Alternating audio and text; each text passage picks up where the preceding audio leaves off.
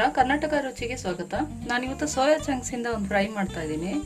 ನಾನಿಲ್ಲಿ ಸೋಯಾ ಚಂಕ್ಸ್ನ ಬಿಸಿನೀರಲ್ಲಿ ನೆನೆಸಿಟ್ಕೊಂಡಿದ್ದೀನಿ. ಒಂದು 5ರಿಂದ 10 ನಿಮಿಷ ಚೆನ್ನಾಗಿ ನೆಂದ್ಕೋಬೇಕು. ನೆಂದರೆ ಈ ಥರ ಸಾಫ್ಟ್ ಆಗುತ್ತೆ. ಬಿಸಿನೀರಿಗೆ ಸ್ವಲ್ಪ ಉಪ್ಪು ಹಾಕಿ ನೆನೆಸಿಟ್ಬಿಡ್ಬೇಕು.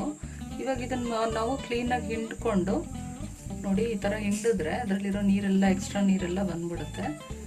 ಈ ಥರ ಎಲ್ಲ ತೆಗೆದು ಸ್ವಲ್ಪ ತಣ್ಣಗಾದ್ಮೇಲೆ ಮಾಡ್ಕೊಳ್ಳಿ, ಕೈ ಬಿಸಿ ಆಗ್ಬಿಡುತ್ತಿಲ್ಲ ಅಂದರೆ. ಈ ಥರ ಎಲ್ಲ ತೆಗೆದು ನಾವು ಇದನ್ನು ಫ್ರೈ ಮಾಡ್ಕೋಬೇಕು.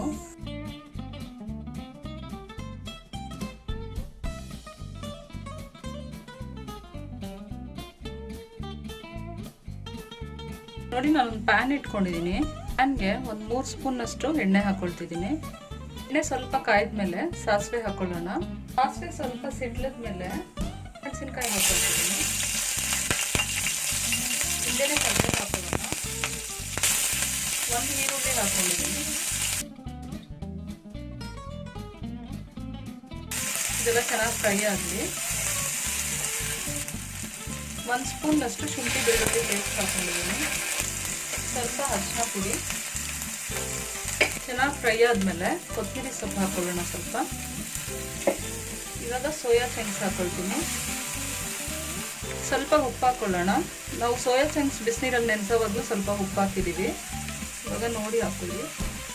ಇದನ್ನೆಲ್ಲ ಚೆನ್ನಾಗಿ ಮಿಕ್ಸ್ ಮಾಡ್ಕೋಬೇಕು. ಇವಾಗ ಚೆನ್ನಾಗಿ ಮಿಕ್ಸ್ ಆದಮೇಲೆ ಟೊಮೆಟೊ ಸಾಸ್ ತೊಗೊಂಡಿದ್ದೀನಿ ನಾನು. 2 ಸ್ಪೂನಷ್ಟು ಇದೆ, ಇದನ್ನು ಹಾಕ್ಕೊಂಡಿದ್ದೀನಿ. ಟೊಮೆಟೊ ಸಾಸ್ ಹಾಕೋದ್ರಿಂದ ಈ ಫ್ರೈ ತುಂಬ ಚೆನ್ನಾಗಿರುತ್ತೆ. ಮಕ್ಕಳಿಗೆಲ್ಲ ತುಂಬ ಇಷ್ಟ ಆಗುತ್ತೆ. ಇದು ತುಂಬ ರಿಚ್ ಪ್ರೋಟೀನ್ ಕೂಡ. ಇದು ಫಸ್ಟ್ಗೆ ಒಂದು ಅರ್ಧ ನಿಂಬೆಹಣ್ಣನ್ನ ಹಿಂಡ್ಕೊಳ್ತಾ ಇದ್ದೀನಿ. ಚೆನ್ನಾಗಿ ಫ್ರೈ ಮಾಡಿದ್ದೀನಿ. ಇವಾಗ ಸ್ಟವ್ ಆಫ್ ಮಾಡ್ಕೊಳ್ಳೋಣ. ಇಷ್ಟೇ ಇದು ಫ್ರೈ.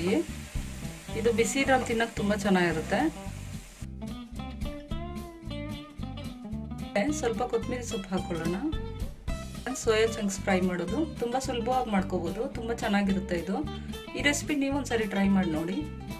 ನನಗೆ ಕಾಮೆಂಟ್ಸ್ ಮಾಡಿ, ಹಾಗೆ ಲೈಕ್ ಬಟನ್ ಮೇಲೆ ಕ್ಲಿಕ್ ಮಾಡಿ ಸಬ್ಸ್ಕ್ರೈಬ್ ಮಾಡಿ ನನ್ನ ಚಾನಲ್ನ. ಬೆಲ್ ಐಕಾನ್ ಪ್ರೆಸ್ ಮಾಡೋದನ್ನ ಮರಿಬೇಡಿ. ಹಾಗೆ ನಿಮ್ಮ ಫ್ರೆಂಡ್ಸ್ ಆ್ಯಂಡ್ ರಿಲೇಟಿವ್ಸ್ಗೆ ಶೇರ್ ಮಾಡಿ ಫ್ರೆಂಡ್ಸ್. Thank you.